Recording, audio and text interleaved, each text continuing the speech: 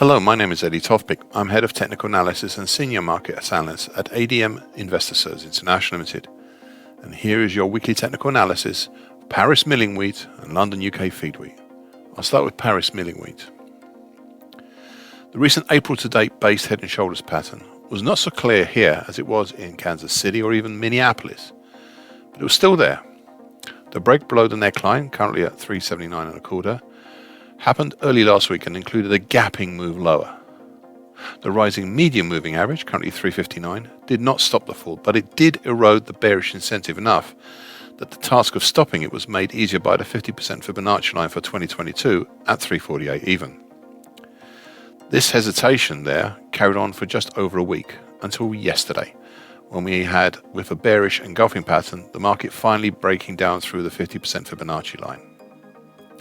Today we gapped open lower, since filled in, and will reach the first of the targets below, target X in the 336 even area. This was the primary target for the head and shoulders top. Not only that, but today you have reached target X2 in the 330 area. This was the target for the mid-May to date bear flag. Such two targets in one day, we are indeed blessed. So what do we have left? Well, below in the 336 area is a secondary and harder to get target X1 for the original head and shoulders top pattern. Additionally, today I've drawn another target X3 in the 308 and 3/4 area. This is the potential target below for the mid-June to date action being also a bear flag pattern. So what stands in the way?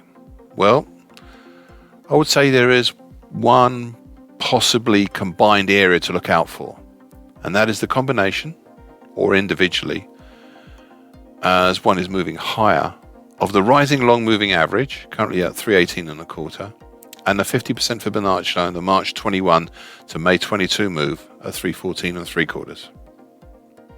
I'd also throw in the mid-March low at 311.75, but I'm not sure of this last one. I said last week words to the effect that, and I quote, we have lesser Fibonacci levels at 343.75, 337.75, 333.75, and 327. But it will be the March lows between 311.75 and 315.75 that seem the most significant. End of quote. London UK feed wheat. I've made the point here each week of saying that there was a lot less going on here compared to some of the other grain markets. However, even with the limited information we have here, the March to date head and shoulders top is still visible here, if a little disjointed. Now, I pointed out 2 weeks ago that we had a potential new pattern in the offing, one that had been evident in the other grain markets to a greater or lesser degree. It was to look at the mid-March to date actions of very big head and shoulders top. Now, this was by no means a good head and shoulders pattern. For starters, the left shoulder is small, and the right shoulder, well, it could use some bulking up, but it will do. Yet the pattern is there, and I pointed out 2 weeks ago prospective targets below, and I quote from last week, we have a primary target X in the 252.25 area, and a secondary target X1 in the 217 even area. At the start of this week, now, so please remember, I'm quoting last week's commentary.